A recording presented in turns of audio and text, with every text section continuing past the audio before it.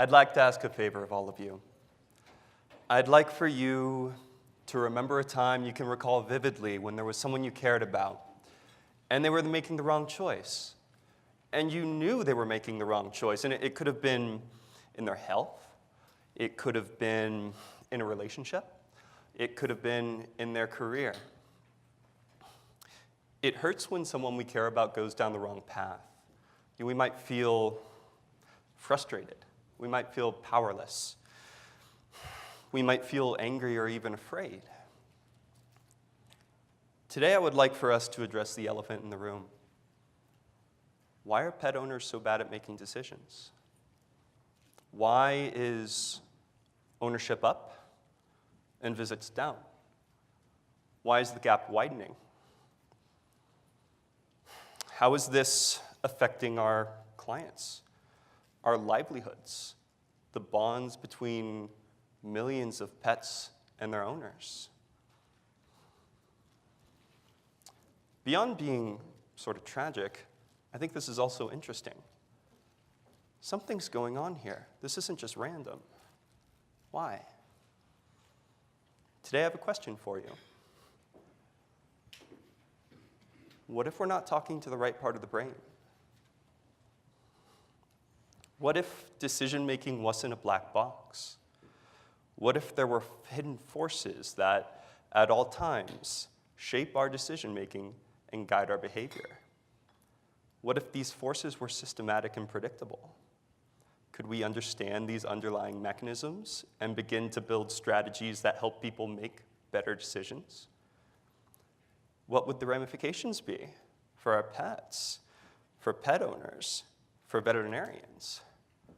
What would the ramifications be for us? I can see a world where we can, and I don't think we're far. Today, we sink beneath the surface of the waves. Our time here will be a journey into the human mind. You will glimpse a fundamentally new way of understanding the way your own mind works, and will begin to see the possibilities of applying neuroeconomics, evolutionary psychology, and behavioral economics to very old and important problems in the industry. Travel with me, and let's see how deep this rabbit hole really goes. Does anyone know who this is? If you do, raise your hand. Socrates, actually. But good guess. Socrates is a hero of mine. Socrates was a lover of truth. He died for it. In fact, the Athenians put him on trial for corrupting the youth. He taught the youth to question everything, and that's what he believed. Socrates is known for saying, "No one errs willingly." It's the idea that if we just had the right knowledge, the right information, we'll make the right decisions. This, by the way, is the principle behind the Socratic method. Anybody, the lawyers here, are well-versed in the Socratic method. And it's belief in rhetoric, in dialogue, the dialectic, the idea that through discussion, through debate, we can get to the axioms that underlie our decisions and challenge them. And once we find contradictions, we can update them. I believe this approach underpins the way we take on these problems with pet owners, with compliance, with customer acquisition. I believe Socrates was dead wrong.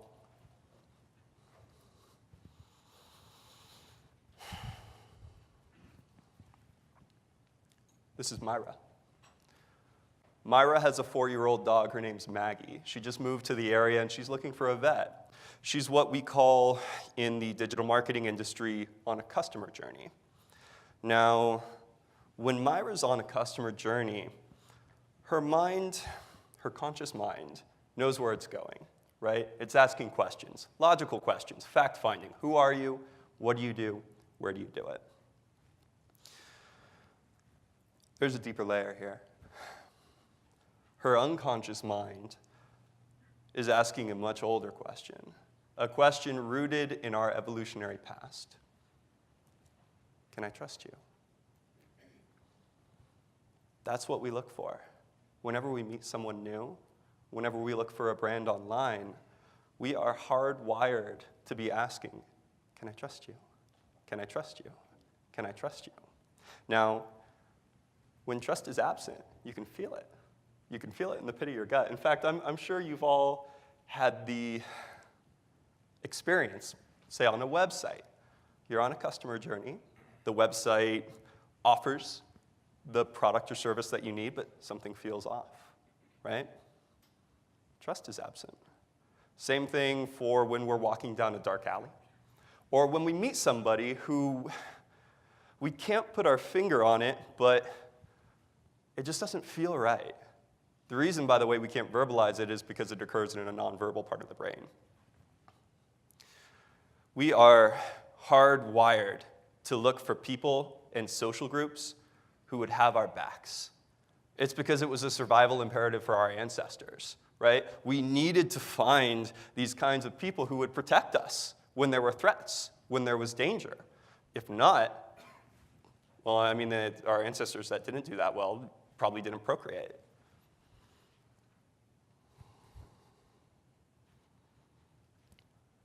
It's difficult to sense trust because we really only put ourselves in environments where we feel it, right? What we can feel is when it's not there, when it's either absent or even worse, when we lose it. We have a word for that: betrayal. Betrayal is one of the worst feelings there is. It feels like an indictment on you.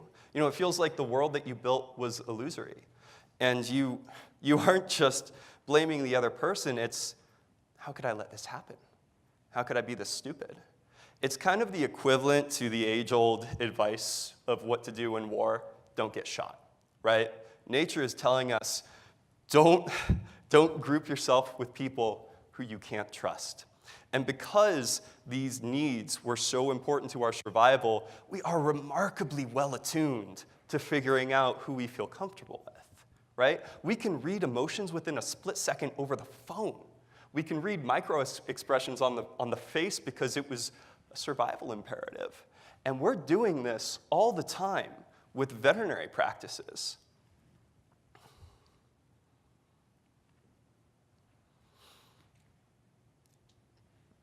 There's a level deeper. It's really about safety. You know, we look for safety in our environments, and it's not just physical safety, it's emotional safety. You know, what I want you to do is I want you to be mindful of the types of environments you put yourself in, the types of people that you're with, right? Chances are you like them because they make you feel safe, and not just physically. So where this has evolved from is an early warning system that we share with many members of the animal kingdom, right? You ever watch a gazelle and you see the gazelle's head shoot up, and then you see the other gazelle's heads like shoot up and they start looking for threats, right? So what's happening there is there's a biological mechanism that's telling us, be wary of our environment. And it's the same mechanism that is informing whether or not we feel comfortable in a relationship with a person or a brand like a veterinary practice. So this mechanism is cortisol, right? It's a neurotransmitter, well studied. So cortisol has one job. It's to make us wary of our environment. Now, when you go to a website, something feels off. You're not feeling something off about the website. You're getting a dose of this, right? That's what's happening. You get a dose of a neurotransmitter. It's telling you, be wary of my environment. And because of that, you start looking for threats. Your conscious, logical mind starts reasoning, hey, do I really want to be here? Do I have to do this now? Can I put this off later? And tries to get you out of that environment because this is the real need that we're dealing with in this industry. We need to make people feel safe. That's what matters. In customer acquisition, that's the real need people are looking for, right? They just want to feel safe. They're not going to tell you that. They're going to tell you they're looking for a veterinarian. They're going to tell you they're on that conscious customer journey, right? They're going to tell you they want somebody who's reasonably priced, who practices good medicine. But the reality is it's a feeling that we get that determines whether or not we feel comfortable, we feel safe. By the way, For the practices out there that have retention problems, I can almost guarantee you it's not a problem of compensation, it's a problem of safety. The employees don't feel safe in their environment. They don't feel like their backs are being watched. They don't feel like their environment is looking out for them. That's why people leave.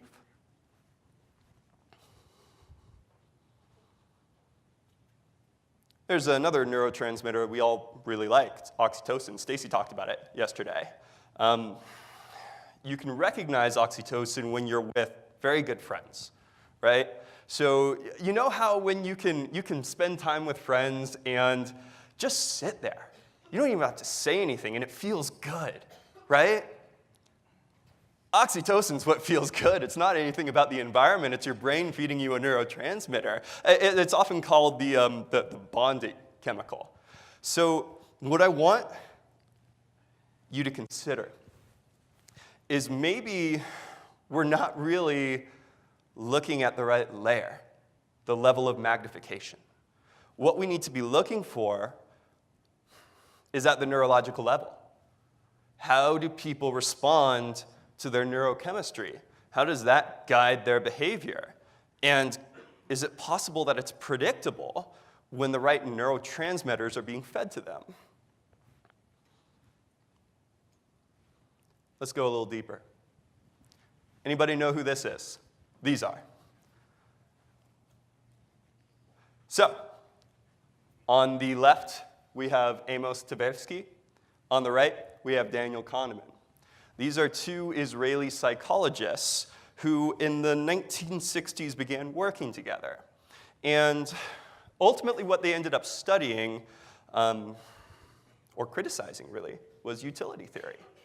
Now, utility theory is the axiom that underpins really all of modern economic thinking. Certainly underpins pretty much everything that touches our lives, right? And so what utility theory is, it's the idea that we're going to rationally pursue our needs. It's existed for a long time. And what Tversky and Kahneman found out is that, well, that's a nice story to tell, but it's not describing human behavior. In fact, their work was so seminal, so important, that Kahneman became the first psychologist in history to win the Nobel Prize. They had to give it to him for economics, right? So what we're going to be talking about now really is the field of behavioral economics. This is something that hasn't really made it to us in the veterinary world or any other small medical businesses, really. But there are beginning to be people who are applying principles of behavioral economics because behavioral economics is all about studying how people make decisions.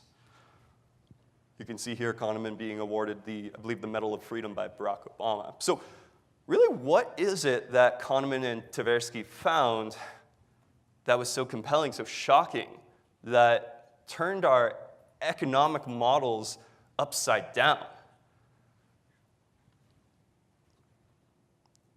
There's a stranger inside you. You don't know it, and it's hard to see. But there is a secret author to many of your decisions. An author that makes you feel pushed or pulled towards some decision, some valuation or evaluation, or some mode of behavior.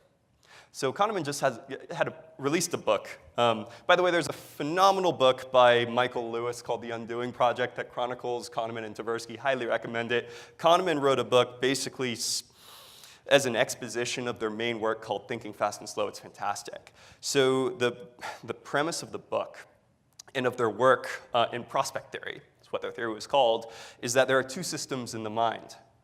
So the slow system is what we all identify with, right?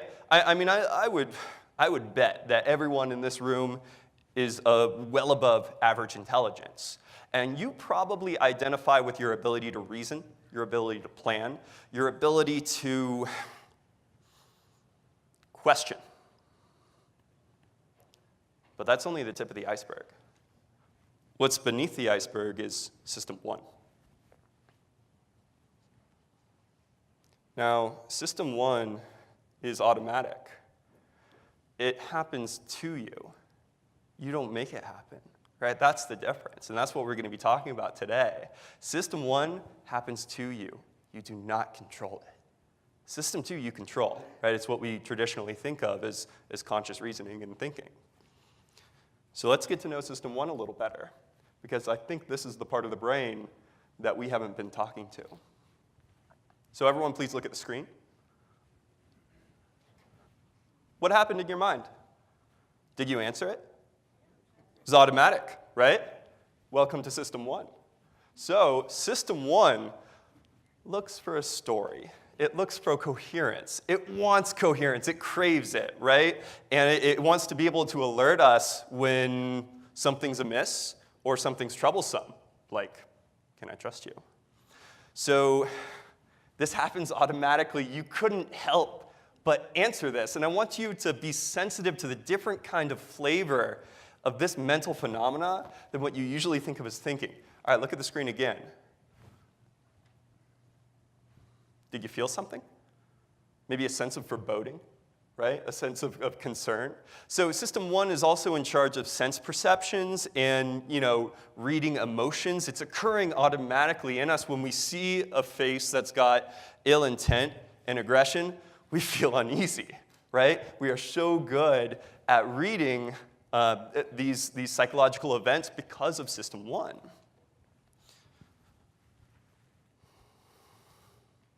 It's unconscious, it's automatic, it's intuitive, and it's fast. And it's the way that it influences our decision-making that we need to understand. The different heuristics, which we'll talk about in a moment, that are going to push or pull us towards something. And I want to give you a short demonstration. So please look at the board again. All right, I want you to read these.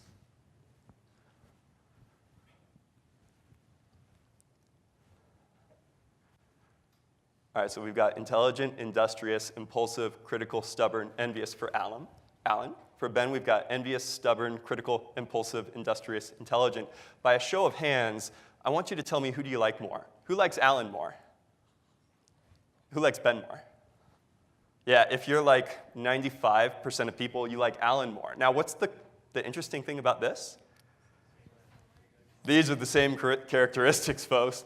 The same characteristics. Now, this is System 1 at work, and this is happening all the time for us beneath the iceberg, right?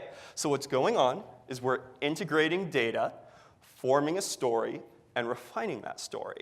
So because of that, earlier perceptions get more heavily weighted. They get anchored, right? So for Alan, first we're thinking intelligent, then industrious, and it anchors to there. So we're trying to fit the pattern into that story. Whereas for Ben, envious, stubborn, we're fitting the pattern into that story. So, a couple ramifications this has. Obviously, first impressions, or I think Gladwell called it thin slices. That first review that people read, the first moments on your website, that first handshake or a kind gesture, it's going to anchor our perceptions of you, and we're going to try to integrate everything else into that story. Let's talk about System 2. Try your hand at this problem. All right, so you probably noticed conscious effort here, right? You probably, and what's interesting is we could measure it. Your pupils dilated. So your pupils are going to dilate basically to the degree of difficulty for this. And this can be measured, like I said, in a lab. In fact, Kahneman did this in his early work. So while we identify with System 2, System 1 is the hero of this story. Let's talk more about heuristics. So for my first trick, I need a volunteer. Preferably someone who feels comfortable with a baseball glove in their hand and who isn't too far in the back. Robert, thank you. All right, Robert, I'm going to throw you this ball. Do your best to catch it, okay? All right, so, yeah, round of applause for Robert. Good job, Robert. Thank you. Thanks. All right, so this problem confounded physicists for a long time, right? Because what has to happen is an incredibly complex calculation to figure out where to put that glove to hit that ball. So They found out that that's actually not how the mind works. It's not worrying about making that calculation. So what Robert's mind was doing is it was reading the angle in the field of view that the ball had, and it was adjusting to it. So it stayed in that angle. So this is an introduction to a heuristic, right? What our mind's doing isn't looking for the most correct answer. We were evolved for speed with acceptable accuracy.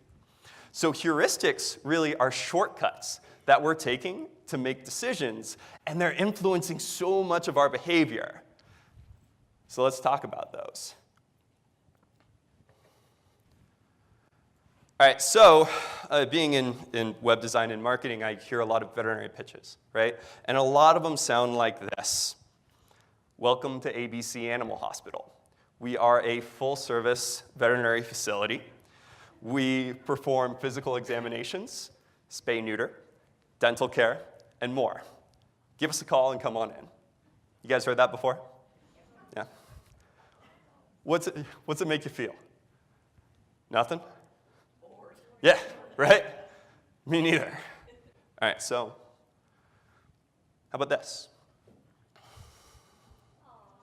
It's actually not it, but thank you. She's there for you when life is hard. She's there for you when work is tough. She's there for you when you need a friend. Now, you get to be there for her. Give us a call, and let's protect her together. Do you notice the difference? So what's happening here? What's happening is that we're using a heuristic, and we're communicating in a fundamentally different way. So we are wired to protect what's ours a lot more than anything to gain. So I think a lot of times when pet owners are unwilling to take action, it's because they're thinking about what they have to lose. It's because the story's about you, not about them, right? And if the story's about you and not about them, what they have to lose is money and all the things that they can do with their money. But what if we started communicating in a way that was about them? In a way that it was about what we understand what really matters to you. We understand what's precious to you. And let's protect it together. So there was actually a study, students with coffee cups, half the students got a cup given to them, half of them were asked to purchase a cup. The students who got the cup given to them were asked how much they'd sell it for. It was about 3 times higher than the students who were asked how much they'd buy it for. Just having something, I mean, evolution, like nature wants us to hold on to what's ours, right? It's why it's so hard to get people to change behavior, right? So let's talk about another one. Who remembers this? So I can remember vividly where I was when the second plane struck the tower. I bet you guys can too. Now what happened after 9/11 is flight traveling plummeted. And I think it was because of this belief that it was unsafe, right? So why? That's not rational. You know, flying certainly was a hell of a lot more safe than driving. So what's happening is our mind is using another heuristic. So we went over loss aversion. Now we're talking about availability. This is about the way that minds judge probability of uncertain events. So we judge probability based on how easy it is for us to recall some mental phenomena. Because there was this very clear mental perception, I mean, it's like a freaking playground for politicians to play on, right? Invoking 9/11, it's because it's so fresh in our minds. That's the way we remember things. So what I think is we need to alter the way we communicate away from facts and figures and to emotional imprinting and storytelling. And this is a whole other topic, but I'm hoping that Craig will talk about this soon. So everyone's familiar with the shopper epidemic, right? I mean, there are so many pet owners out there calling veterinary practices and asking how much for your rates. I think in order to deal with this, it takes a couple things. In order to deal with this, though, we have to understand how we make valuations of unknown criteria. And what we do is we use something called anchoring. We use context for it. So let me give you an example. All right, so this is Avenue of the Giants, absolutely beautiful place. All right, so how many How many people think that the largest tree in the world is taller than 1,200 feet? Right, show of hands. All right, how many think it's shorter than 1,200 feet? All right, cool. I need a volunteer. Someone raise their hand. I'm going to pick you. Debbie, thank you. All right, so Debbie, you can sit there. How tall do you think the tallest tree in the world is in feet? Yeah. 800 feet. Great guess. So it's about 380. What's happening here is really interesting. Debbie's mind, all of our minds, right? This happens to all of us. It's using that reference point to anchor. It's pulling her towards evaluation. Now, here's the crazy thing. I could have said 1,200 gumballs, more or less, and then asked you the question about the trees. It would have had the exact same effect. This happens, and it's tested to experts and lay people alike. So what I think is we need to figure out how to use contextual anchoring in our customer acquisition strategy. All right, so you're all familiar with this, probably, The Shining. I want to tell you quickly about a study that was done from evolutionary psychologists. So half the audience saw The Shining, half the audience saw a romantic comedy. And then after that, they asked them to choose from two advertisements that were more compelling to them. One was a popularity proposition, millions of people do it. Another was a unique proposition, stand out from the crowd, right? So who do you think, show of hands, Shining people, like who do you think the Shining people picked? Was it unique? Raise your hand. Was it popularity? Raise your hand. All right, cool, it's popularity. Now let's talk about why. What's happening is there are evolutionary subselves within us that get primed, that get activated based on the information that we have in front of us. So when there's a threat, right? When there's, it's called the self-protection, that gets activated, and we look to stay with the herd. We don't want to stand out. But when we're attracting a mate, what's good? Standing out, being unique, right? So there is a subself called kin protection. And I think we need a way to activate this in our marketing. The context matters, right? What they see before our value proposition matters. Let's have pictures in the exam rooms of an elephant with her baby, right? Like, it doesn't have to just be people, you know, it doesn't have to be dogs and cats. All that matters is that we get that evolutionary subself activated. Lastly, I'd like to talk about accepting decisions versus affirming them. So a lot of times veterinary practices are going to say after the appointment's made, thanks so much, see you at 3, please fill out the paperwork, right? What if instead of that, we said, you know, Myra, I just want you to know you have made a fantastic decision for your pet. We're going to take great care of her. We'll see you at 3 o'clock. Don't forget to fill out the paperwork. So our decision-making apparatus is so important to us, it feels awful when we made a bad decision. Even if it's trivial, right? It feels terrible. It feels like an indictment on us. Let's make sure people know that they're making great decisions, and I bet you'll see compliance go way up. So all of this is to get to this point. I see 2 roads in front of us. One's the road we've been traveling already. It's the logical road. This is Socrates' way. The other's the biological. I think what we need to do is we need to understand these biological systems we've been talking about. And is it possible that all these compliance issues that we have in the industry, that these problems with pet owners not coming in, are we bumping up against these heuristics? Is that what's happening? Is it not because of a logic gap? It's because of a biological gap. So I think at the root of all of us is love. You know, I think that's what unites us all together, and I think this is incredibly important. I think it impacts millions of lives, and I care about that very much. You have a choice. It's going to be easier to walk the road we've already been traveling, but I think far better to walk the road that gets these guys protected. Thank you very much.